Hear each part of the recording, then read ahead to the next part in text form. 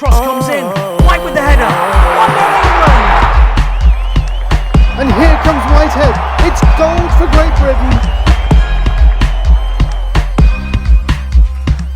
Welcome to a new episode of Track and Ball podcast with myself, Ellen White, and also Richard Whitehead. Now, joining us today, we have a multiple gold medalist, where in 2012, a moment changed his life forever. He went on to hold all outdoor titles, which is phenomenal in his event, long jump. And he is a dedicated family man. Has been on numerous TV shows and also Celebrity MasterChef. He won it in 2019. We are delighted to be joined by Greg Rutherford. Hey guys. Hi, Greg. How's it going? You guys well? Thanks. Mate, it's a pleasure for you to join us on Track and Ball podcast. We're really looking forward to listening to your insight professionally on and off the track, and really interested to see your insight about what it takes to be top of your game, and also the kind of the restraints that obviously happen in your life that have an effect on your performance. Yeah, absolutely. Yeah, it's always a fascinating one, isn't it? I think we all go into sport initially because we absolutely love sport. I was a kid that participated in every sport going. I was obsessed with trying to find something that would work for me. So I played football to a relatively high level, badminton, a bit of rugby, of course, track and field, and sort of settled on that one when I realised that was the one that could probably take me to the sort of heights of sport that I really, really sort of strived for. And that trial and error definitely gave me a lot of good grounding and base work to take forward into track to help that journey 100%.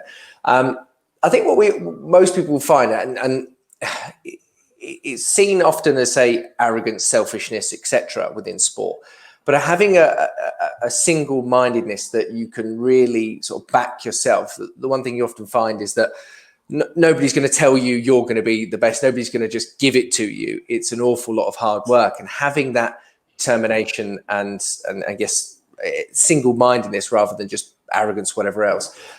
That is hugely important in order to actually give yourself that standing and that position to push forward, and making sure that you're always accountable for what you do. That is, again, another thing that's huge, especially, I guess, maybe in an individual sport when you're in a situation where you're standing there, in my case, as it was on a runway.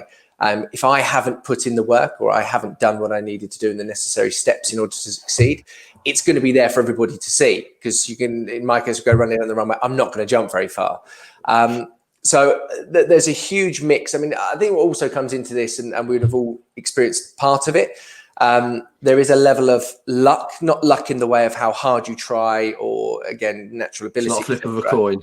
No, exactly. There's definitely not that. I think luck's something that's thrown around in a way of people go, oh, I was super lucky. Now, look, was it Gary Player always said, the harder I trained, the luckier I was. And that is true. But there's certain scenarios, for example, I was very lucky in a way that the coach that I had for the final 9 years of my career, he was brought over from the States to work with me. He's somebody I admired hugely. And it gave me an opportunity to work with him. And by working with him, I actually had the opportunity to thrive and have the success that I had. So those levels of luck, again, never the training side of it, never the opportunity, but actually people you meet, certain scenarios that come in, that's definitely where the level of luck comes in. I saw that when we first met in Stellenbosch. I remember, because you were in the same training group as obviously Goldie Sayers and Scott Morehouse, who I room with a lot. And one thing that I kind of learned from, because I watch a lot of athletes when they train and compete, and your direction in training is very much, your mindfulness is very focused on the end goal and the process to get there. Absolutely. And that was very evident from when I was watching you train. But also the impact you have on people around you. Sometimes you can take people with you, or you can push people away, and you can go, actually, that Greg's a bit of an arrogant person, isn't he? Look, he doesn't even talk to me. But then you're in the process of that session where your coach is putting a lot of pressure on you to achieve your goals for that session, because he knows that session is going to build through that winter into obviously your season. And I think that's what's really important, that that comes from you is all about the consistency of what you're doing. Yeah, massively. I think the one thing that when I joined Dan, so my coach for the last sort of 9 years of my career was Dan Pfaff, who again is is a legend within the world of coaching. He coached Donovan Bailey to become the 96 Olympic champion in the 100 meters. He's coached people all the way through. He's coaching Johnny Peacock as well. Obviously, when Johnny won in London, we had like a really good group at that point. And joining Dan, one of the first things he said to me when we sat down and had a meeting, he said, by the time that you retire, I want you to have the equivalent of a PhD in long jump. And as mad as that sounds, I'm obviously running and jumping into a sandpit. But what he meant by that, he wanted me to be a scholar the whole way through. He wanted me to be asking questions, wanted me to understand. So I had the opportunity to develop in order to become the best athlete I possibly could be. And equally, in having an American coach, and after London, Dan went back to America and I had to follow, it also meant that I wouldn't always have him there for competition, some training blocks as well. So I had to take things on. I had to be astute enough to understand and want to understand what I was doing. So for me, training was something that first of all, I thoroughly enjoyed. But was just an opportunity to constantly be taking on information in order to give myself the best possible opportunity to go out there and succeed. So having that toolbox, as you were, of all the knowledge that you gained from, learning about long jump, asking those questions, what pushed you to be so consistent? Because for me and Rich, we're high performing athletes in football, in athletics, and we know the pressures of performing at the highest level. You won numerous medals, you held all outdoor titles. Like, what was that? How did you get that consistency to perform at the highest level? Was it through that knowledge and that understanding, or what was it? Yeah, massively. I think there's often a lot of very talented people that sadly never quite achieve what they would like to achieve. And possibly part of that does come down to self-belief. I definitely had a lot of self-belief during my career. I felt from a young age, I was always trying to prove people wrong, because often people would be going, I'll be so-and-so's better than you. You'll never quite make it. You're not the one who's going to have that success. And sort of what I touched on earlier, nobody's going to give you anything. You have to be the one that goes out there and grabs those opportunities. So I did have a lot of self-belief. I did sort of invest heavily into my ability and talent. Having Dan, for me, being one of the greatest track and field coaches in the world, him telling me that, yes, you have the opportunity if we do things right to go out there and succeed, that then gave me the belief. And then I would look at other people when I was on the runway and I would look around and think, do you know what? I'm just as talented as you. As long as I have a good day, I can win this competition.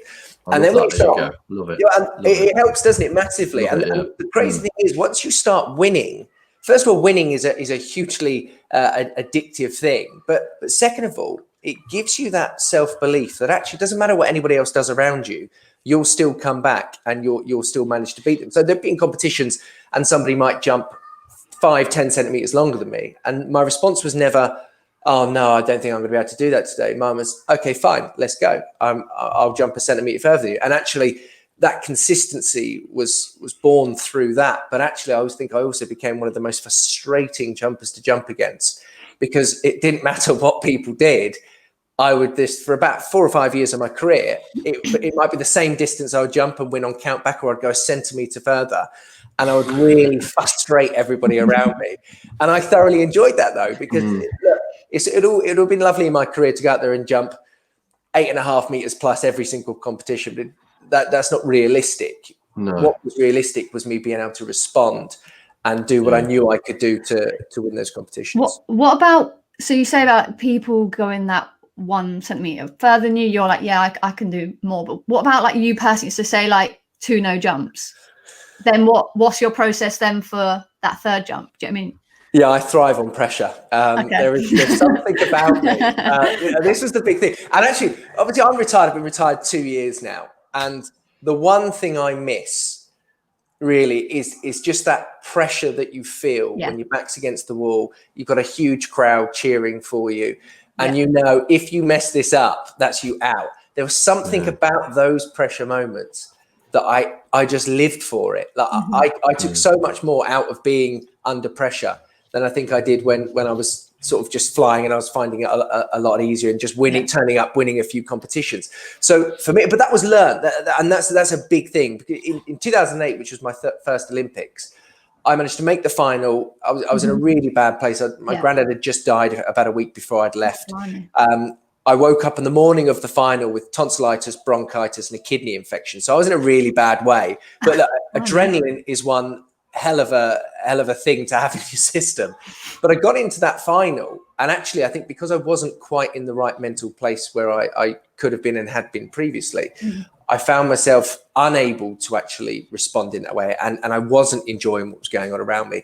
And I ended up finishing 10th, and I probably would have had a good opportunity to win my first medal the way that competition went. But again, I didn't have the right team around me at that point. I wasn't probably mentally in the right place. I was quite young, I was sort of just 21 or so at that time. I hadn't had the success that I went on to have. So as much as I had belief in the way I did things and my approach to things, I didn't think I'd had those experiences to really sort of draw from in order to actually go out there and do what I needed to do. And that's what's really important, isn't it, about making those decisions about your coach. And when I see within our sport and obviously other sports, when there's those kind of knee-jerk decisions, that's like, that looks like the environment I want to be in, without actually thinking, how is this going to work? How am I going to have a sustained relationship with this coach, and how are they going to impact me, not just on this season but on the rest of my career? I see it all the time when it's like, yes, I know this coach is going to make me better now, and you go, well, what do you like that coach? Is that the reason why you're going there, or is it because you can see value? And I think that's the thing that I do see that is missed, that athletes don't see the value and see the friendship before that. Absolutely. I think the biggest, we're lucky in a way. I mean, like from your point of view, if a new coach is brought into a club, you're in a situation where that new coach might have a completely different philosophy, something that I guess you may not even agree with, but you follow it because fundamentally they're brought in to manage you.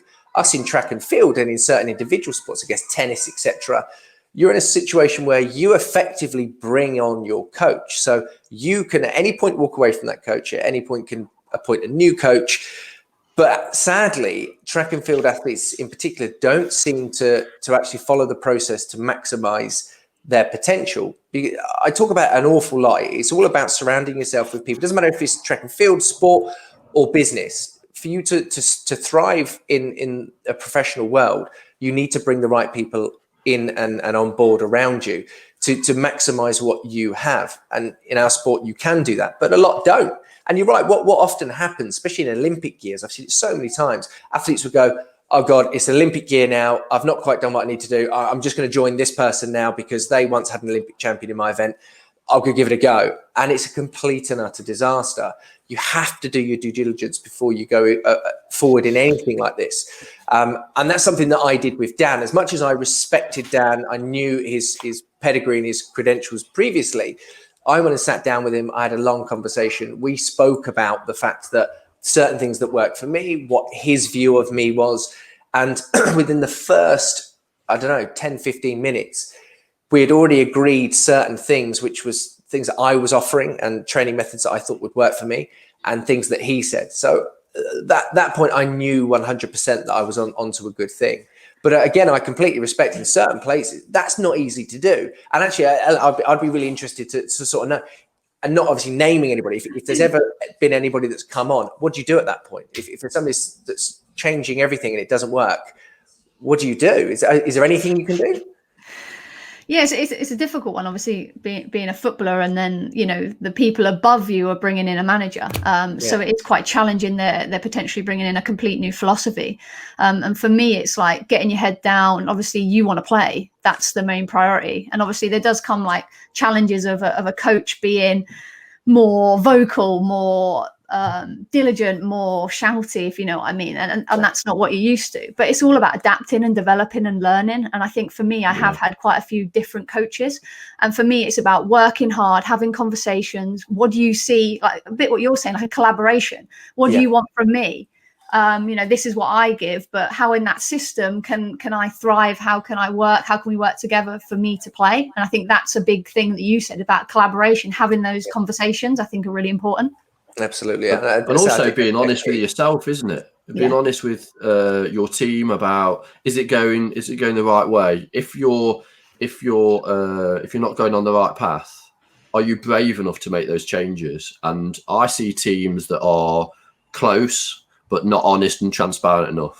That's the thing that I see that I'd like to change if I was in a position of power to be able to do that in the future. Which yeah, absolutely. Yeah, and do you know what? That is a big thing. Like, look, sadly, in the world of sport, but again, I think this goes into business, whatever else. You can be friends with people, but if they're not maximizing your potential, at times you have to be honest. You have to be what people might see as harsh, and you have to make changes and adaptations. And again, during my career, I changed physios, I changed coaches, I changed lots of different things, friendship groups, even in the early days. Because I knew if I maintained what I was in, then I would never, ever have achieved what I achieved. And I do say genuinely, if I wouldn't have had the opportunity to train with Dan, I may have had some success. But without question, I do not believe I would have become Olympic champion in 2012 without Dan's help. So if you go right back to the start, and then obviously you were a talented athlete, like you said before. Why were you pushed down that path of athletics when you had other opportunities in football and other sports, rugby, etc.? Why athletics? And did you always envisage, one, going to an Olympics, two, like standing there controlling 80,000 people, and then also then standing on top of the podium in one of the most iconic days in British sport? Yeah, it's a funny old thing. Basically, I ended up going down the route of track and field purely because I enjoyed it more. Now, I was quite late to probably the sporting world, if you like. I wasn't sort of one of those 6-7-year-olds that you see now that was doing amazing things, whatever else. Now, I was always the quickest in my school, which sort of always helped when I was a kid. I didn't go to an athletics club till I was about 12, so probably a lot later than a lot of people. But my first love definitely was football, and I loved football, and I trialled at Aston Villa at 13, and things were looking pretty good. I came from a history of professional footballers, generations way before. I mean, we're talking my great-granddad, who was the very famous footballer, 100 years ago. So, I mean, it's a long time ago. But again, that had been in the Messi of his time, right? Well, I mean, he was up there. He was up there. He had a good, very good. Well, he's still the oldest player to ever play for Arsenal. Is my great granddad. So, you're not an Arsenal fan, are you, Greg? I'm not an Arsenal fan. No. Thank goodness. No. Please don't say. I'm just about to unfollow you. Please don't. I'm not. Well, this is the thing. This is what I try never to mention in these environments who I support. I know. Being from Milton Keynes, it's you can choose anybody. I'm just going to say that. Yeah, that's right. Well, that's the thing as well. Obviously, you're from Aylesbury, aren't you? Yeah. Exactly. So you're sort of from my neck of the woods as well. Yeah. So it's like there's not really. Well, there's no one down there that's Wickham, Luton, Rushden, Northampton. But you want to support football, don't you? You don't want to exactly. So football for me was a really important thing, but it was really odd with football. So as much as I probably started later than others, I just took to it very, very quickly. So I remember the first time I joined a football club in Milton Keynes, and it was painful to say the least. I mean, I was so bad. They put me in every position going. And I remember just sitting in goal for a little while. And I mean, it was awful. So it looked like football there. But I went because my friends went. I had school friends that went there. Yeah. And I was like, right, I'll go with them. Sort of fast forward a year, and I was scoring quite a lot. And then fast forward probably 2 or 3 years, then I was then getting offers to go and try out at different clubs and everything else. So everything for me happened really, really quickly. Mm-hmm. And I think because of that, because I was so young as well, and there was now opportunity, whatever else, I sort of switched off a little bit. It wasn't like I was lazy, but because I didn't enjoy it as much as I did other things, I wasn't as keen to go to training all the time. Like for me, I was seeing it with the innocence of being a child. So I was never thinking, oh, I'm going to go on, I want to score a goal for England or whatever else and do those sorts of wonderful things. But it was just, I liked playing football, but it wasn't enough. So can you hear my son singing in the background, by the way? I like it. I like it. I've heard you've got a great voice on you as well, Greg. Mine's terrible. No, I can't sing a note. So, I mean, that's pretty bad up there, but yeah, mine's even worse. But anyway, I basically, I sort of went down that route, as I say, and because it was, I found it relatively easy.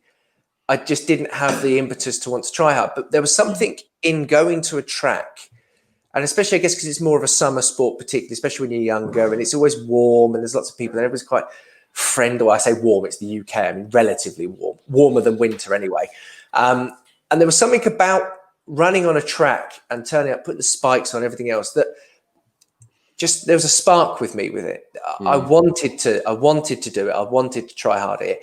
And when I first joined the athletics club, I was the fastest runner in the athletics club for my age group. And then a guy called Craig Pickering came along, who most people remember. Craig, again, went to the 2008 Olympics for that 100-meter runner, was in the relay, etc.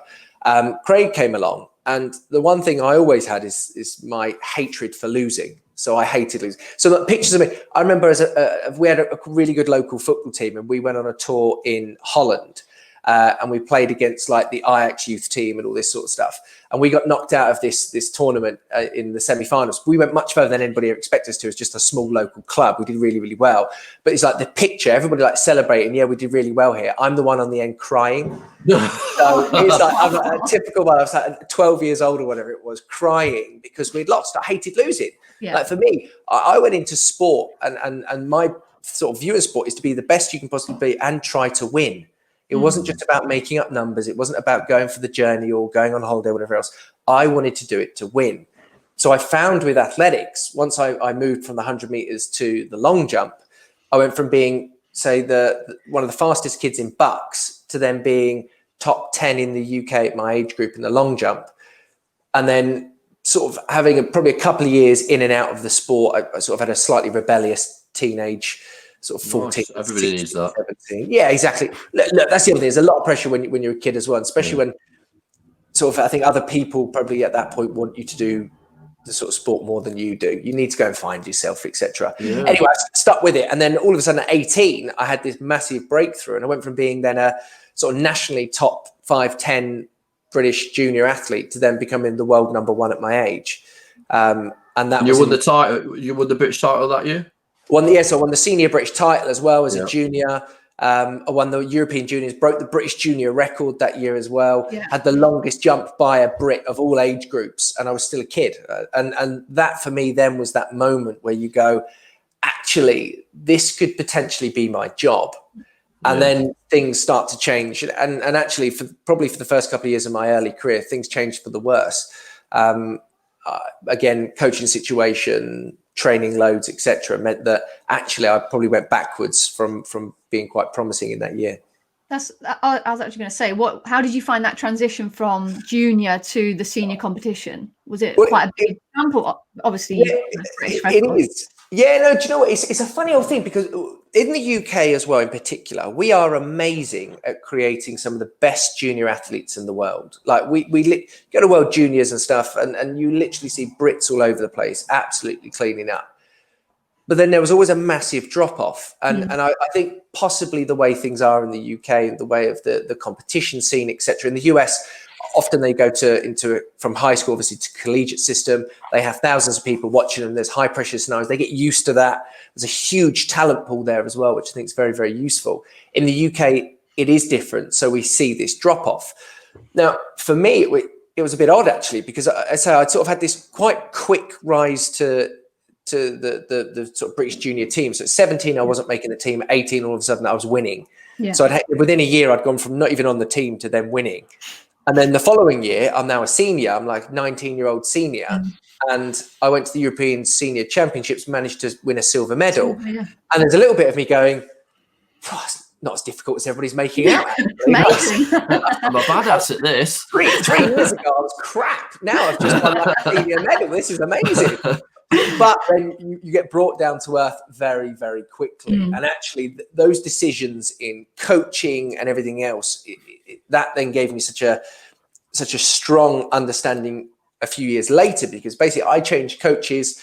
I then went into a professional setup, which was way too much for me. Like I was training pretty much twice every single day, from training 3 times a week, Tuesday, Thursdays, and maybe a weekend day sometimes, to then training 6 days, double days most days, your prehab and stuff in the morning, your full track sessions in the evening. My body just said no.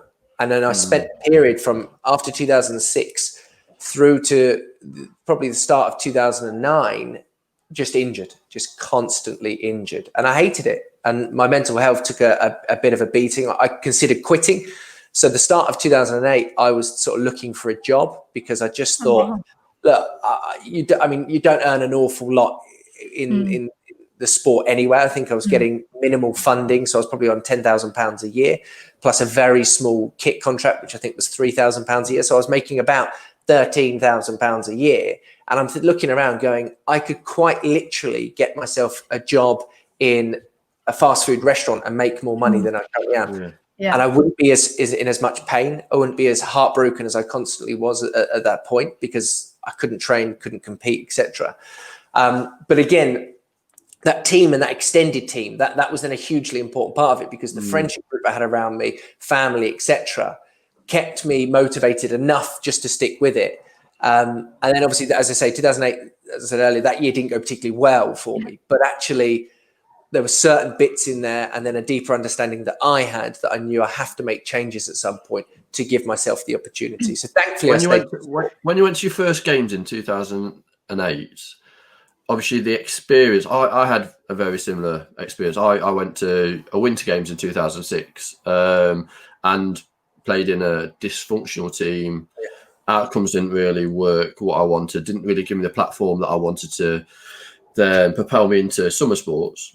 But I felt that was key to obviously how I had success at 2012 and 2016. But also I had lots of takeaways around myself, my team, my expectations of what performance, professionalism looks like.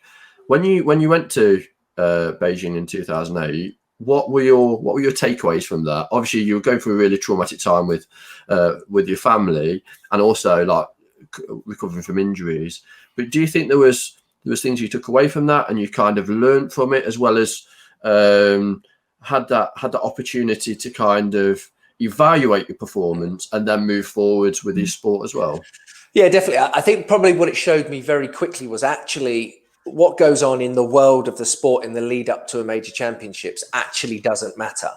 And what I mean by that is you'll see certain athletes in whatever event you're doing or something else do something amazing. In my case, it might see somebody jump really far, a few people jump really far, and you go, oh God, look, they're going to be the ones to beat. But actually in a major championships, the medals are up for grabs no matter who you are, because things change. And fundamentally, some people don't turn up, they get injured, whatever else.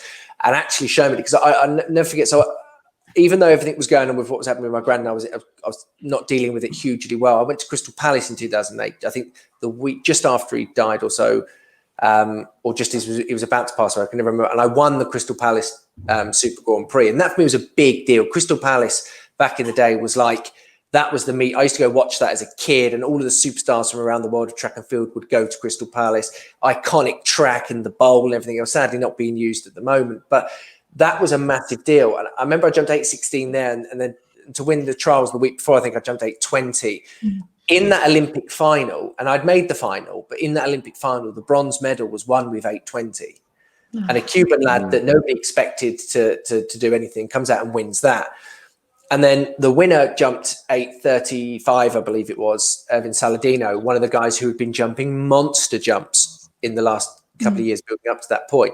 And in my head, I walked away from it. I mean, obviously I was feeling very unwell and things hadn't been going well generally, personally, I guess, in that way. But actually I sort of looked at it and went, do you know what? What if I hadn't have been unwell? What if I'd had a proper training set up? What if I could have won myself an Olympic medal, without question? And that again, sort of, in a sort of weird roundabout way, reinforces that belief system that I had within myself. So actually experiencing that Olympics and being heartbroken. I mean, I finished 10th. I was devastated, cried again after that and everything else, because it was the stress and the pressure of what was going on really got to me. And funnily enough, about 36 hours after that Olympic final, I was then rushed back to the UK. I'd spent a night in a Chinese hospital because I'd collapsed, because the illness that sort of stricken me was so bad. And I watched the rest of the Olympics from the sofa at home. So I didn't even get to fully enjoy the 2008 Olympics as well. So, I mean, it was really difficult from that point of view.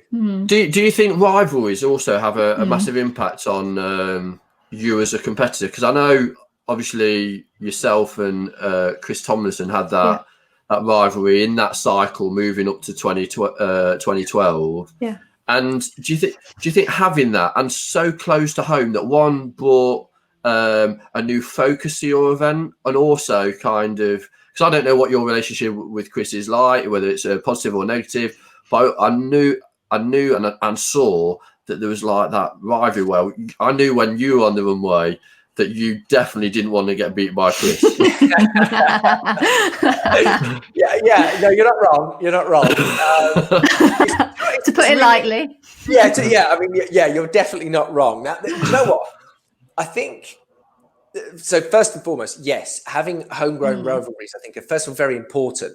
Yeah. Sadly, I don't think while me and Chris were jumping against each other, it was built up enough for people to tune in and watch. And I think probably meeting organisers in the UK had a great opportunity to build it up against the pair of us. Because we were in a situation where he'd been the British record holder, then I'd been the British record holder, then he was the British record holder, then we both held it simultaneously with the same jump. So leading into the London 2012 Olympic Games, we both held it with the same distance. And I really feel like that could have been made sort of a bit bigger and a bit more interesting.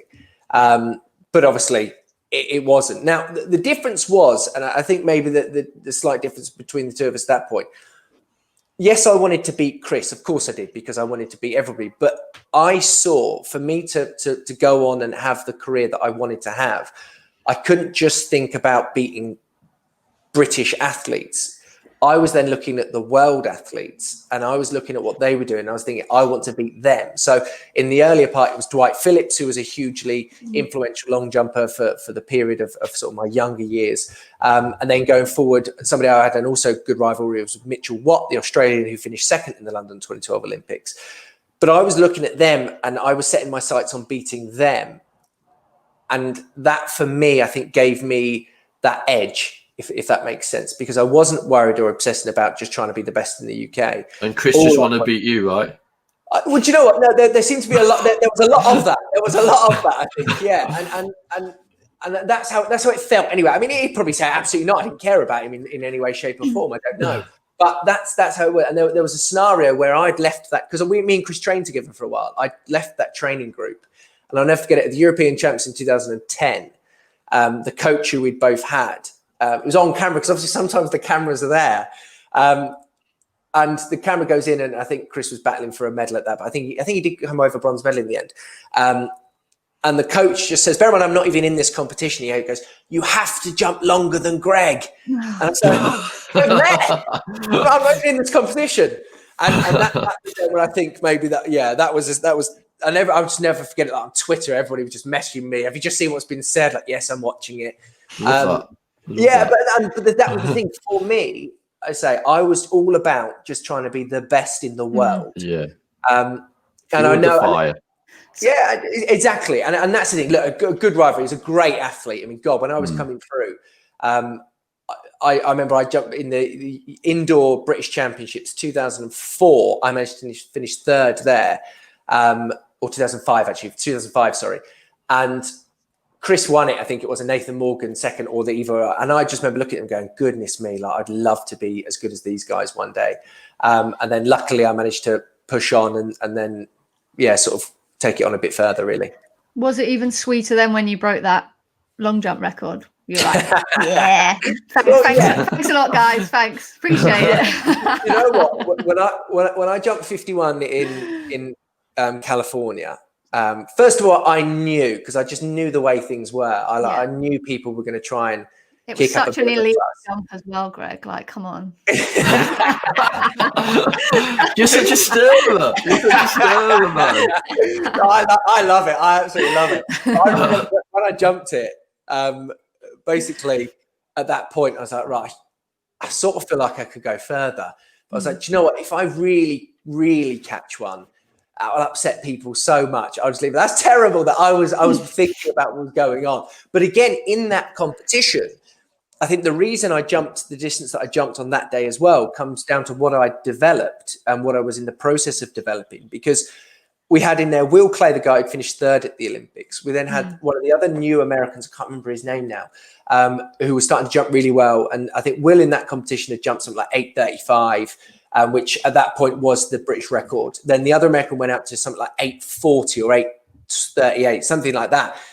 And I was there with one of my best friends, Jermaine Ollison, who we sort of still train together to this day. And Jay was there, and he was just sort of going like, "Mate, you can't let these guys beat you. Like, you have to do something. You have to do something." And bear in mind, I'm in their home turf. I'm in their back garden, and I was like, "Right, here we go. Catch the big jump." And I was just like, "That. Thank you very much." I knew at that point with that jump, I was like, "There's nobody currently jumping in the UK that can currently beat that record," and I knew that would stand for a little while. So I was thrilled to finally cement myself as this standalone British record holder. That's a nice thing to have. It'll be broken at some point. Look, records are always broken. So I was more interested in medals, really, but to actually have it and have it to myself was, it was nice. Go on, Rich. What I want to know is, do you know when you hit that jump and you go and this is sweet, and you're in flight? It's the kind of same feeling as Ellen, obviously, when she strikes the ball and she knows it's going top corner and she's celebrating even before it's gone in the back of the net. Same with me when I'm coming around the bend and I'm like in flow and I know I'm absolutely flying. Like I ran at in London and I did like 21.69 and literally I finished at like the 300 meter mark. So 100 meters around the bend I'd gone. And I was like, holy crap, I'm flying. And that must be a good time. My coach nearly pooed his pants when he looked at the time and saw how fast I was running. What does it feel like for you when you smack that board and you like go, this is massive? Because you can tell on your face, and I've seen it a couple of times when I've watched like some of your stuff on YouTube. You've hit a good jump and you know before you've landed that it's massive. What does that feel like to you? Do you know what? Easy. And that's the easiest way of describing it, really, because all of a sudden, everything's lined up, everything's in the right position. And those things that you've trialed and run 1,000 times or 10,000 times before, it's happening. And obviously so much of all of what we do, or I have done previously now in my case, is muscle memory. So if a ball drops to you and you hit it sweet, you know you've hit it sweet. But it's not, the thought process isn't, okay, here comes the ball. I'm now going to try and hit this in the perfect point of the ball to get it into the top corner. It happens. You just do it. It's exactly the same. You're accelerating around the bend or whatever else. You're just in that flow state, like you say. For me, it was exactly the same. And that would come through the run-up as well, because the run-up you drill so many times. And I had check marks in my head as I was coming down the runway. So I'd accelerate for 4, I'd transition for 4, I'll be up for 2, then I've got 8 into the board, penultimate takeoff. Now, I know as I'm going through the different phases whether or not it's going to be a good jump already, because I'm setting myself up. So if I've accelerated out really nicely, I've transitioned, so I'm getting a nice knee drive at this point, I'm holding it well, I can, obviously the board's coming up, you're not conscious as such of the board, but it's obviously coming, you prep jump, nice flat foot, penultimate, strike the board, pop, and you just go. And it's this beautiful, wonderful feeling, which was much harder to replicate when I got older as well, because it just hurt. Creaky bones and knackered knees and stuff. It was more, as I'd go through the air. Whereas in those moments where everything lined up and it was good, it just felt so easy. And the interesting thing would be, so when I jumped, say, the 51 in California, or jumped 41 when I won the World Championships in 15, or again, the 31 in what was not great conditions for us in London in 2012, those jumps didn't hurt half as much as the 8:14 jumps or the 8:20 jumps, or the 8 meter jumps, because everything was in a beautiful position. Now, the recovery might have been slightly longer from the big ones because you've pushed your body to a place it's never been before. But the actual sensation of taking off, it just felt good. And that's a really weird and addictive sensation as well. It's addictive because you go, I can go better, I can go harder, I can go stronger. Completely. And it's like, I can get this. And interestingly, in 2015 at the World Championships, probably people sort of regrets I have for retiring and whatever else. And I don't have any regrets. Like I was getting old.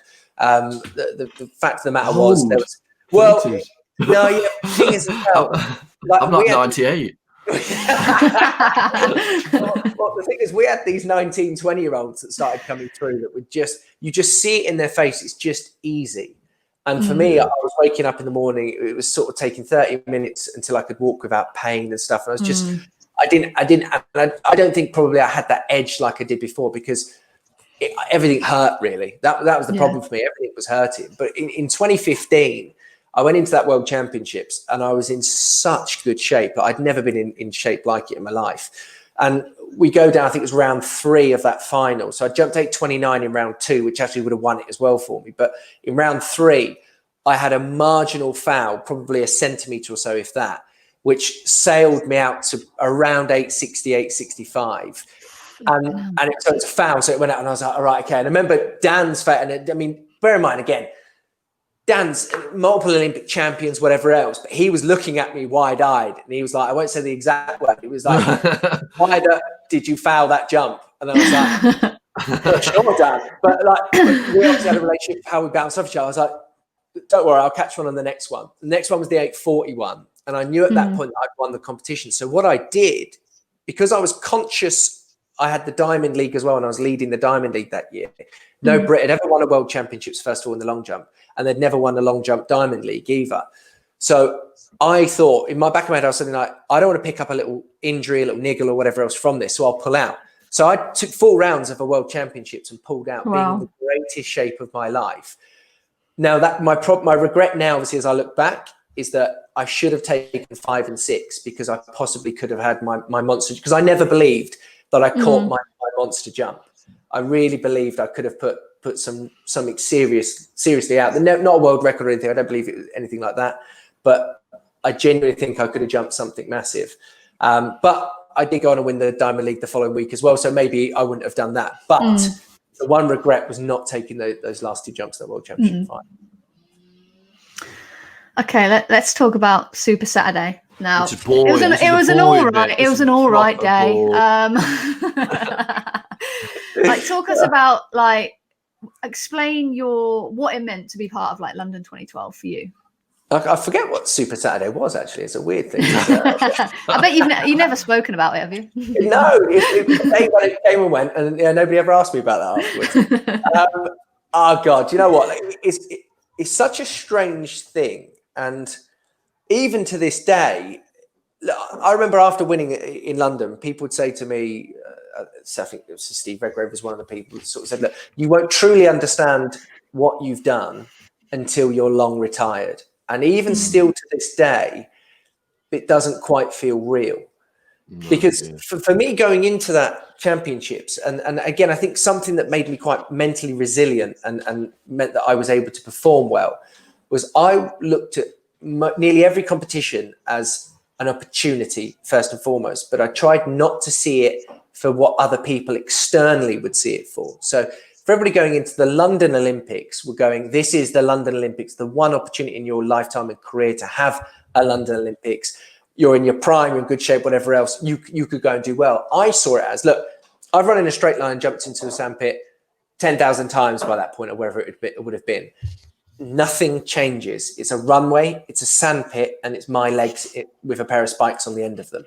And I maintained that because I didn't want to get overwhelmed with what was going on. Now, probably something that helped, we were kept in a bit of a bubble. So we were kept out in Portugal for the couple of weeks leading into the Olympics, training out there. We flew in, I think I flew in August the 1st. I then competed for the qualification, August the 3rd.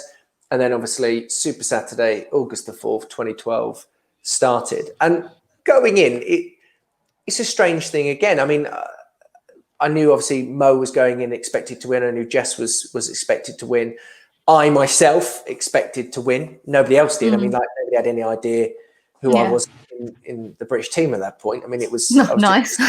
This lanky ginger kid. I think your training group did though. Remember, because obviously, like Scott being a close friend of mine, he said to me, I've got a sneaking feeling Greg's going to win this. And I remember, and I'm going, what? That guy that was rude and boring and arrogant that I saw in Stellenbosch. I'm like, no chance. But I believe in you, Greg. Oh, I appreciate that. No, but it was a funny old thing. It was I knew going into, as I say, I had a good opportunity, and I just thought, this is mine to lose. Even though people in that competition had jumped further than me in their careers, whatever else, I just believed it would be mine. And I think, again, another thing that maybe helped me was the fact that going in, as I say, Jess and Mo were the sort of poster boy and girl of the Olympics from the point of view of track and field, and everybody expected them to win. Now, sort of a nice little anecdote, as I was standing in the tunnel at the far end of the track, waiting to be walked onto the track, as you always see it with the flag and whatever else, saying long jump or whatever it would be, 200 meters, whatever it would be. They flashed up on the big screen a picture of Jess at the warm-up track, and the crowd went nuts, like absolutely nuts. And it was like, oh my God, can you imagine having that pressure? Before you've even stepped on the track, everybody's already hung that medal around your neck. And Jess and Mo, of course, they took that as like absolute pros that they are. And it was very, very impressive to watch that with that pressure. But I then had this moment where I walk in, that sort of calmed down a little bit. They're now walking forward and again announced the men's long jump, and walking out, I sort of would generally try and wait to go to the back, and walking out, all of a sudden, as we come into this wonderful stadium, there's nothing else really going on at this point. We'll walk through and there's this ripple effect as the crowd sees two Brits, because both me and Chris made that final. They just saw the British jerseys. It was nothing else. They just saw us wearing our kit. And just this ripple of roaring went round the stadium. And I kid you not, for a brief moment, it took my breath away. I had a tear in my eye. Yeah. And then I had to sort of refocus my head again, because I was like, okay, you are in the Olympic finals. Let's go for this. And you realised for a split second how massive it was to have a home crowd shouting for you. But I had a job in hand. And I then reverted back to the thought process that I always had. This is a runway. This is a long jump pit. Let's just go to business. Let's just do it. Because I've seen, look, I remember being in the Commonwealth Games 2010. This is the one time I've seen it more than anything else. There's a really talented long jumper called Chris Nofke, an Australian, really lovely guy. He's like a top male model and stuff like that. So he hasn't done too badly for himself. But he went in. I'll never forget it. I remember having a chat with him, because the one thing I always did with my competitors, I was never like, I'm here to beat you, blah, blah, blah. I was friendly with everyone, because for me, that wasn't what it was about. I didn't feel a need to trash talk anybody, because look, I run down a runway in a straight line. None of these people are in my way. I don't have to fight them to get to the runway. We all have the same time. So some of my closest friends were other long jumpers. But I remember talking to Chris, and him literally just, as I've never seen an athlete as wide-eyed as he was, going, oh, look at the big crowd, look at all these people here. I can't get it, I can't do it. And basically I watched him completely and utterly sort of implode because of what was going on around him. And this was a Commonwealth Games in India. It wasn't even in Australia. And he couldn't deal with it. And that was where, for me, I never suffered with that. I never looked around and thought, isn't this terrible that there's 80,000 people or whatever it would be in a stadium? I looked around and went, I have the greatest job on earth. You just thrived from it almost. The world's eyes are on you. Yeah, completely. And look, and that's probably where that level of, and again, I don't think this is arrogance in any way. I think effectively, anybody in sport as well, you're a performer. You are, I mean, if you were an actor, actress, whatever it would be, you'd be some sort of thespian sort of, oh, I love people being around me, etc., etc. And it's exactly the same in sport. Like, if you're good at it and you thrive at sport and you do well at it, you love the fact that people will cheer for you. Listen, I mean, score a goal and a whole stadium erupts for you. It's probably one of the greatest feelings on earth. And 100%. It's not like you score that goal and then go, mate, Alan loves scoring goals, man. I know, but that's the thing. I know. There's been one or two in your career, to say the least. But exactly. So the thing, you wouldn't like score a goal and then just go, oh no, please everybody be quiet. Oh goodness. Yeah, just please, no, don't. Oh, I'm highly embarrassed. No, we all go out there because we love the fact that people are here for us. And it's not just for that self-satisfaction, it's also the joy that you realise you're bringing for those people that have paid to come and watch you. You give them a memory. And it's the greatest feeling, because the other thing is, what people never see is they never see what we have all done to get to that point. So all of that training, all that hard work, the injuries, the heartache which you felt at different times in your career, Nobody ever sees that because that's not on BBC Primetime, Eurosport, whatever it'll be. That's inside you. You've gone through that. So then when you have those opportunities, that's exactly what they are. Opportunities. Do you enjoy the when like Facebook have like the memories? Do you enjoy seeing some of those, like some of the pictures that pop up? And I noticed that, I think it was yesterday was the anniversary of the parade, and how crazy was that? The parade was like one of the craziest that things was mental. to win, and then to be in that parade. I remember like Trafalgar Square, and I literally like, I'm glad I had like dark shorts on. I nearly weed myself, and it was like, I've never seen so many people. That was crazy. Get your guns out. I was saying, we didn't even win as a football team, but it was insane. Oh, it's the greatest thing, wasn't it? I mean, was it a million people lined the streets? Ridiculous. I remember when we finally went down towards Buckingham Palace, actually, and one of my good friends, Lawrence Clark, who finished fourth in the hurdles and at the London Games, he sent me a picture. There's me and him standing with sort of everybody then talking. It's this beautiful picture. I think it was maybe David Cameron or something at that point. It was having like addressing the crowd, and we're just sort of standing just behind him to his left. What are you going to do your David Cameron impression then? I was going to say something really inappropriate then, but I won't. But those moments, like, look, and for all of us, look, I don't think anybody goes into sport because they want to have moments of people screaming in names or getting postage stamps, whatever else. You're going to because you love sport. I love sport. That's why I wanted to do sport. And then when you have these things like parades in London, bloody statue, whatever it will be, they are the most incredible feelings. And sort of, I still struggle to understand them, really, those feelings, because I do sport, but I did sport because I loved sport. I loved going through that process. I loved the crowds. I loved all of that, but I loved being the best I could possibly be. You often forget how much of an impact that has on other people's lives, and actually the positive effect you can have on people just by turning up and doing well. And that's always where I believe personally, that as anybody in the world of sport, you have a platform that can genuinely help people. And you really can have a positive impact on people's lives. So that's why I've always been a huge advocate of via, say, social media, an interview, whatever it would be, of making sure that you are as nice as you can be and give everybody as much time as you possibly can be, because you never know whose life you're impacting in that way. We appreciate your time, Greg. No, you're a star. One question I've got, and it's, have you ever been mistaken for somebody else? Now, you know what? You know I've asked this, don't you? I'm not just friends gets mistaken to be you, or quite a lot, doesn't he? Is this Ewan? Ewan, yeah. So I spoke to Ewan, and whenever I get a guest on, I go, "Oh, I've got your dirt on Greg that I can kind of bring up." And he went, "Do you know what really annoys me? It's really annoys me. Greg's a really nice guy. I've got no dirt on him, but what annoys me, I was going to say the P word then, what annoys me is that I've got about 20 different stories where people have like hugged him and said, "Oh, great long jumper, you're the best." And that Super Saturday moment. So have you ever been mistaken for something? I've been mistaken for Oscar Pistorius a couple of times in South Africa. Exactly. Good God. I know. And have you though? Yeah, well, do you know what? So I used to get called Baby Ewan. So before, like, I used to be called Baby Ewan. So Christian Malcolm started that, actually.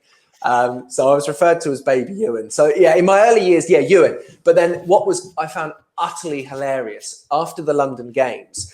There was like people would always be sending, say, photos or whatever else to sign, and I had about 4 or 5 come through to me with the picture of Ed Clancy on it. The cyclist. Basically, it's just ginger. That's all it is. He just has ginger hair. And I would get it. And it would literally be like, "Please, could you?" And the thing is, as well, you can sort of see in some of them, there's a velodrome in the background. So I'm sort of going, I don't know how you're getting this. So there'd be with other pictures. It might be with, say, a picture of me jumping in the air, and then there'd be one of Ed Clancy holding a medal. And it'd be like...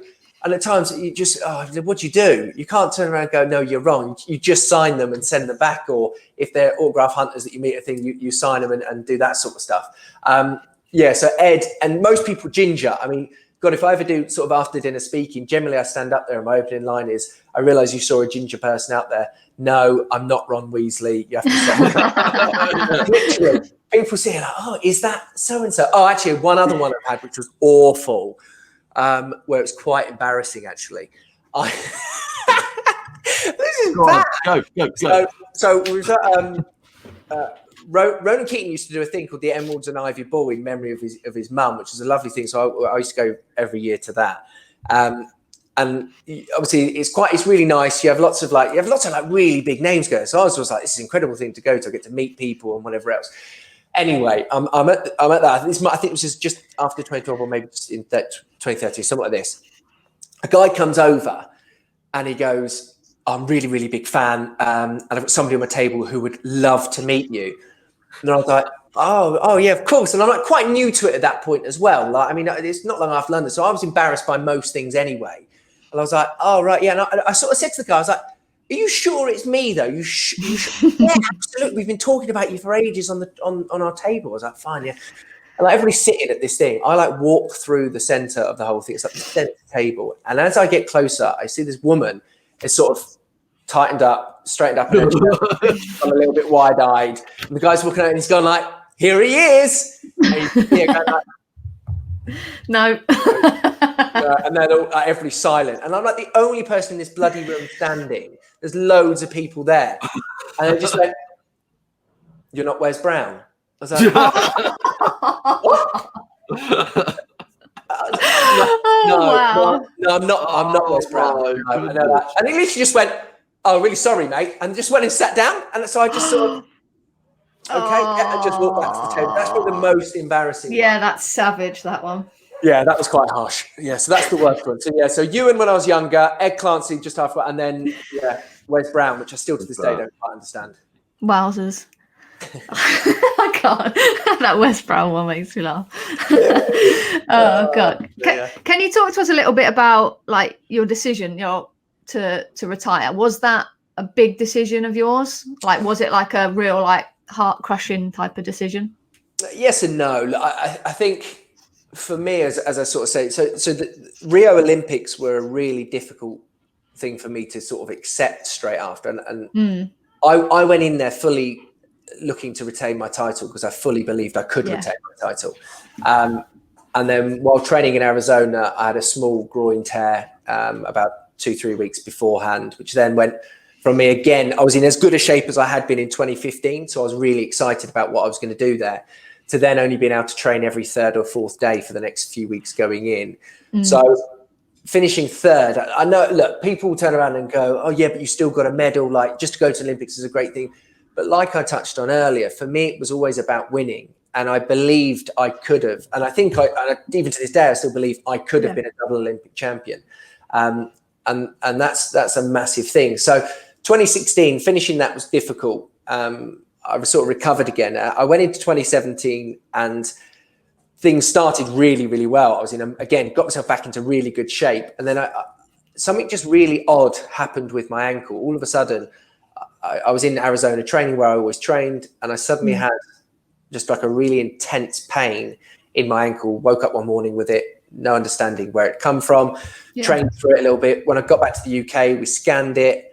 And at first nobody could see anything. And I was in so much pain and nobody could see anything. And for a few months, everybody was scanning it, whatever. Anyway, 2017 was a bit of a heartbreak for me as well, because the year became a write-off. I had to pull out of the World Championships. So I couldn't retain that title either, even though I believe I could have done. So what was happening was I was going back to where I was at the start of my career, where I was injured a lot.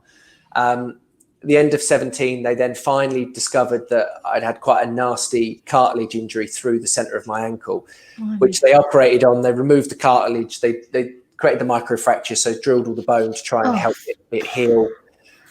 Basically, that's a big one, Yeah, it was. And look, the surgeon said to me at the time, "This may not work. This might be the beginning." Anyway, it didn't work. So I went into the start of 2018. And I was trying to train. I went on a training trip, I remember, to Dubai for a few weeks to just get some heat and really try and get my head into the game again. I came back Funny enough, I won the British Indoor Championships that year off of not a lot, and I was in quite a lot of pain. I was a bit heavier than I should have been because I couldn't train as much. So I got weight very easily. Like that's definitely something I'm good at. Yeah, if I stop, I become a big chap. So basically, I then went back to America again. I saw my coach for a few weeks. I was working out with a physio I knew well out there as well, and we did sort of maybe a 2-month training camp out there to give it every opportunity. By the end of that training camp, I was in as much pain as I was at the beginning of the training camp, and I sort of flew home. I remember it was May time, and I was on a train coming out of London. I'd just done an event in London. I was on the train, and I was texting Dan. Dan was back in Texas, and my coach at the time was saying, and I just sort of said, Dan, look, I think maybe it's time. And one thing Dan had always told me during our time together is he'd only had to ever tell a few of his athletes that he thinks that they need to retire. He said generally most of his athletes knew when the game was up and they would make that decision. And his response, and it was a lovely response, but the crux of his response was, after spending the time that we just spent together in America, I see that you get so much joy out of being around your family. I think that's probably the right thing to do. And for him to confirm it, I just sort of said, okay, fine, good. So I knew in my head I was going to retire that year. I hadn't told anybody else about it. So I did a couple of competitions. I think I jumped in, I jumped 2 in Germany, I think it was. It didn't go particularly well. I jumped okay. I jumped in again in Germany, again, a place called Dessau, which was a nice meet, a meet I'd always wanted to do. So I was sort of picking the competitions I wanted to do. And I remember I was in Dessau, and the British meeting organizer was a bit like, this is terrible. Wasn't going to offer me a great deal to come and jump that year. And I went, well, how about I retire, announce my retirement? And he was like, all right, yeah, fine. So we turned it up there. So I sort of did it. But the thing is, I had to do it as well. And I'd been putting it off. And I thought, well, do you know what? Look, I'll give it to the British meet because it's British meet. That means they'll care a bit more as well, which is true. But I mean, like that was the way it sort of was for me. It's great for you as well, isn't it, to finish on home soil? Well, completely. And look, I knew I was getting older. My relevance was starting to diminish slightly as well, because it'd been a few years obviously since No, but I mean, look, there was new kids coming through. I just couldn't compete anymore. That was the thing. My ankle was too damaged to compete. And I didn't want to be that sort of old guy out there finishing last in all the competitions going, do you remember when I was great? Because people don't know, we forgot. So I wanted to be in control. Yeah, exactly.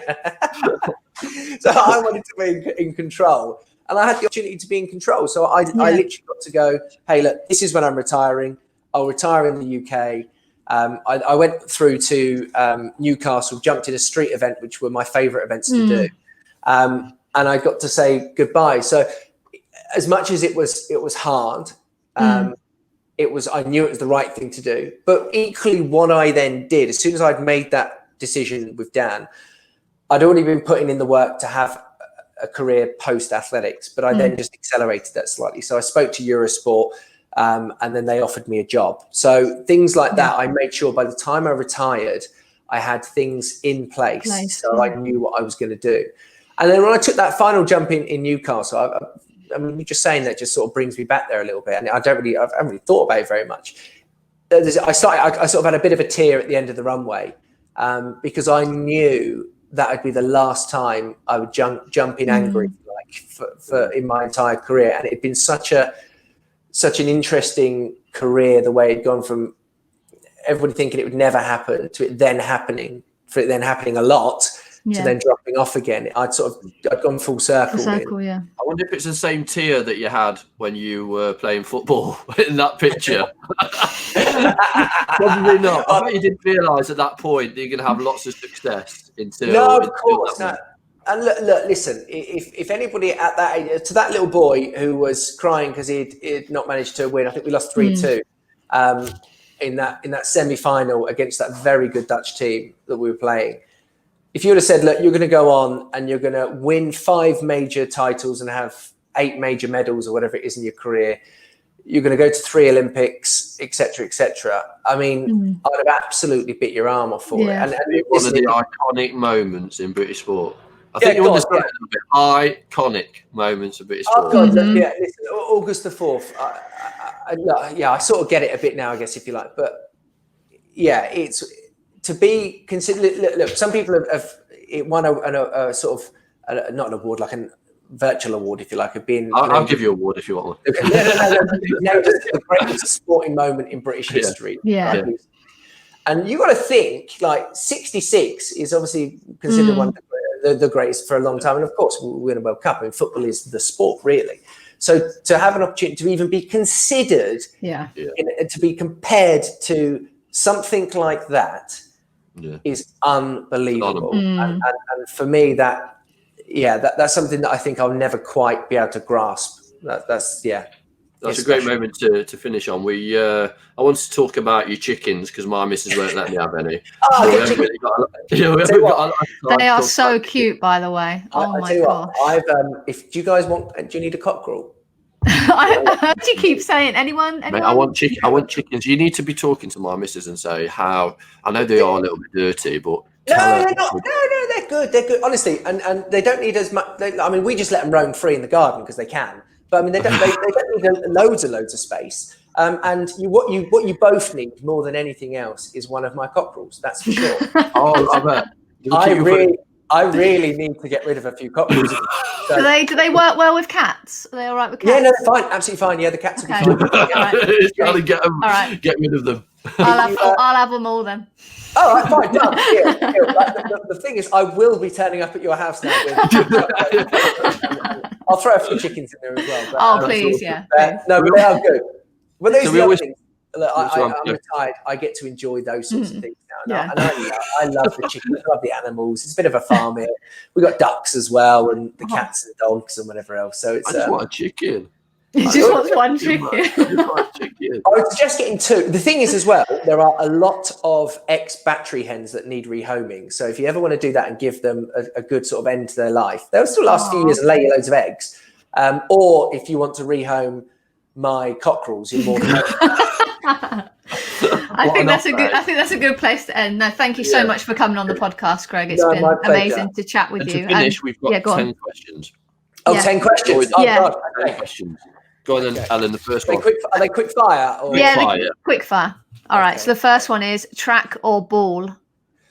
Track. I have to say track. Ball takes more of my life up now. I tell you what, checking for transfers and whatever else that's going on in this time. Very painful. For what team's that, Greg? I can't say. What's your greatest accomplishment in your life? Do you know what, actually? Think wisely. It's my children for sure. Look, athletics is a great thing. Winning gold medals and that sort of stuff's a great thing. But I'd like to be remembered for hopefully raising some great children and other things in 60 years' time. Oh, that's a good one. Yeah. Right. Do you believe in ghosts? No, not really. Yeah. Good answer. What's the biggest risk you've taken? Oh, there's been so many over the years. Stupid ones, stupid risks was car surfing when I was a teenager. That's just danger. Do you know what? It's really. I'm sorry. I know this is quick fire. Something because I did a podcast with Dan, my coach, again the other day in America, and Donovan Bailey again, and somebody else. And what the way Dan described me and Donovan, who both managed to win Olympic gold medals, was that we were risk takers. And that's what he said. And he said the way you can sum up our careers, that we were risk takers. We were willing to put our bodies on the line, or willing to follow a path because we knew, or we believed that it could take us somewhere. So I guess the biggest risk was probably most days in my career buying into a philosophy and a belief system that you never know, really. You believe it, but you never know. And I risked it all regularly in order to try and succeed. With the rewards, Okay, we've established that you can't sing. Is that right? Okay. What's your go-to karaoke song? Well, this is the weird thing. Do you know what? On my Wikipedia for a long time, it said loves karaoke. I have never in my life been to a karaoke. Oh no, that's a lie. I've been to a karaoke bar once, which was a weird, long story. I'm not going to get into. It was weird though. I've never sung karaoke in my life. I would like to give it a go, but I've never ever sung. What would you karaoke. What would you song? Yeah, what would you do? I don't know. This is. I'll tell you what I've heard you sing though. At the good. boxing, I've heard you sing "Sweet Caroline." is that a lie or not? That's right. That's a bit. I feel that's a bit different when there's a big group of people and you're hidden behind a boxing ring. Yeah, you can get away with it a lot more. There's never been a situation where I've taken a microphone and sang to other people. And I feel like that's not good for anybody if I ever did that. When are you the happiest? Oh, do you know what? Nowadays, when the boys have calmed down a little bit and we just get to sit on the sofa and cuddle, and I don't care if they're watching Paw Patrol, Power Rangers, whatever it is, there's these lovely moments when they stop moving, which is rare because they are the most rambunctious children that ever lived. But when they just sit there and you can snuggle together, I absolutely love that now. Like there's something so incredibly special about that, which I love. Silliest thing you've ever got upset about? Oh dear. I think there was a period in my life where I get upset about most things, to be honest. It's quite fun. Oh dear. That's a really good. Do you know, I don't think I've ever been asked that before, and I like that. That's really good. That's so hard to answer as well. I'm not actually sure, but there will be lots of. I'm desperately trying to wrap my brains now. Thing is, when you're tired, you get really annoyed about really daft things. I mean, like yesterday I was very tired actually, and I'd left the dishwasher door open, and then I walked into it and shinned it, and it was clearly the dishwasher's fault. Yeah, obviously. I was furious with that dishwasher pretty much until today. Yeah.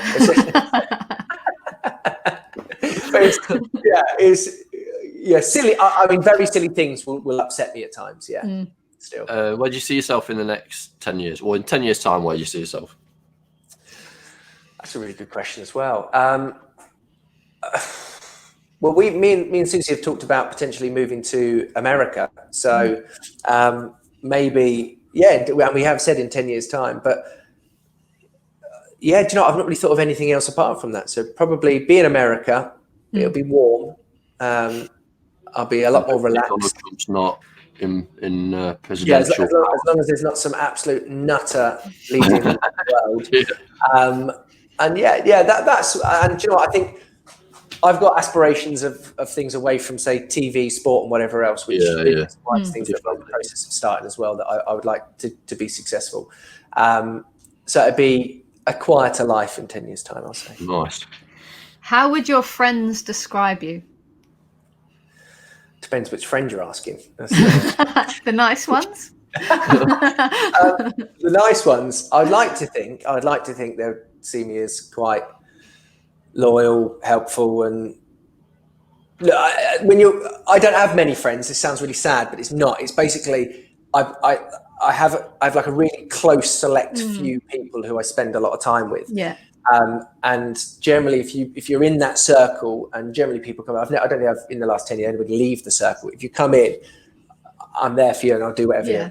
I'd like to think I'm a very loyal friend in that way, and I'll help as much as I can to everybody and anybody, especially in that group. So I'd like to think they would say that about me. Maybe that's just me. I think that they all think I'm an absolute arse. Maybe I don't know. You'll have to ask them. Like douchebag. And the last one. So, what's your greatest fear? Oof. Do you know what? And again, I talk about my children a lot, and I think it's just because for me, that is the most important thing now. And the fear from my point of view would be my children growing up and not looking back at their childhood, etc., with great love, enjoyment, and everything else. I want to make sure that what I can provide for my kids now forevermore instills a level of respect, love, and happiness that they can then take forward into their lives when they move on and have their own families, etc. But me and Susie talked about this as well. We've always said what we'd love is that every Christmas, doesn't matter how big the family gets, everybody comes back to our house. Everybody loves to spend time with us. Kids, grandkids, whatever it would be, it's always come back to ours and have a lovely Christmas. And that's my hope, is that, and my biggest fear would be that they didn't find their childhood the most magical thing. Awesome. No, thanks, Greg. Thanks for your time. Thank you so much. Spending a bit of time with me and Ellen. No, I loved it. Thank you ever so much for having me. Genuinely, like, it's really good fun. And bloody good questions at the end there. Like that's difficult. Yeah, there it is. There it is. To be fair, I'll give it to him. He did think up those questions, to be fair. Oh, you did well. You smashed it. You've done well. No, thank you so much. It's been awesome pleasure. Chatting with you. Well, what time are we on now? I've got to go on the school run in a minute, so I'll go get Milo. Well, enjoy. Well, thank you ever so much. Look, genuine pleasure. Hopefully I'll see you both soon. Yeah. Well, once we get past this madness anyway. So we could talk to Greg for hours.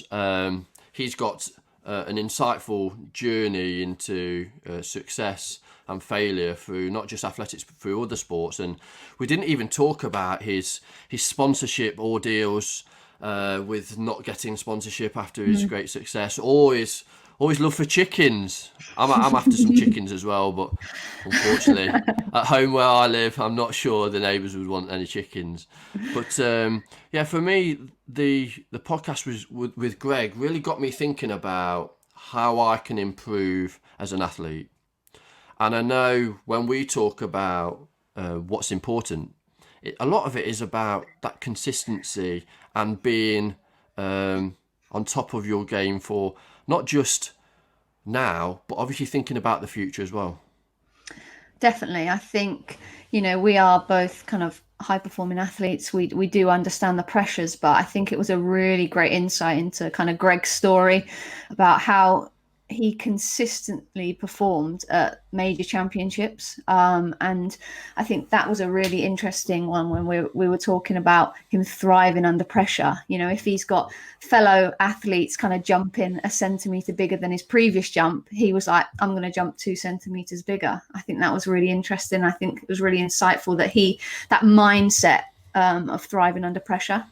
And I know he's had this tag of being a lucky athlete, being the top of his game for so long means that there's no luck involved. It was all about his determination to be the best, and he then obviously looked within his coaching network to become the best for a generation, really. You look back at his results, he's been consistently either close to that world record or at least number one in the world. Yeah, I think when he speaks about his coach, Dan, and, what he went into kind of the conversations they had, talking about surrounding himself with the best people to allow him to thrive. I think that was a really, interesting conversation, really. And definitely one that I'm assuming young athletes listening to this podcast will really find some really good insights into, finding that right coach who can really make you thrive under pressure, thrive to make you win things as well. And I think that was a really great conversation that we had with him.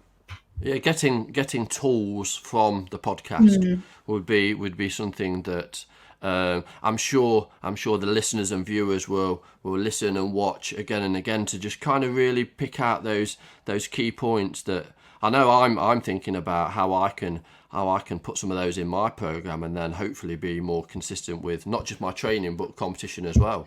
And the importance of winning. What does winning look like, and how does winning feel? Greg talked a lot about the 2012 environment and how he already kind of knew what that was going to feel like, and he got on that runway and just delivered his best performance.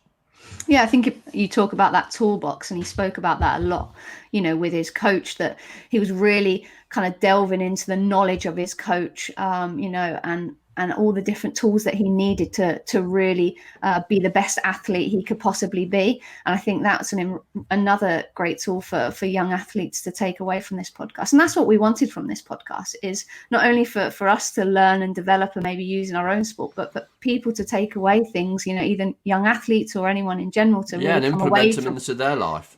Definitely. And I think that's an amazing thing to come out of this Greg one, hopefully. And we're really kind of excited for everyone to, I'm looking forward to the next one. So yeah, no, we're really thankful for everyone that's listened so far to Track and Ball podcasts. If you haven't already, make sure you check out our launch and also the Becky Adlington podcast episode as well on wherever you find your podcast. Make sure you subscribe to that, and also our YouTube channel. Cross comes in. White with the header. 1-0 England. And here comes Whitehead. It's gold for Great Britain.